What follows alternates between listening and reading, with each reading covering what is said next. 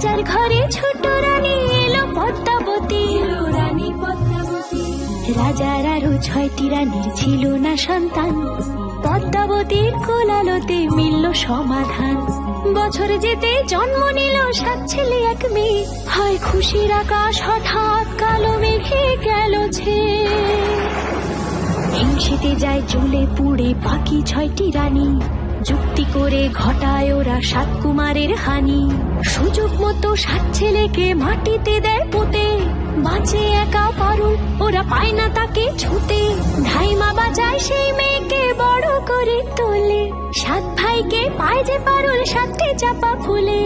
এত কিছুর পরেও রাজার বিপদ যে কাটে না, সূর্য নগরে সুখের সূর্য আর ওঠে না। হিংসা বিবাদ বিচ্ছেদ আর প্রেমের কাহিনীতে পারুল বোন কি পারবে 7 ভাই চম্পাকে জাগাতে।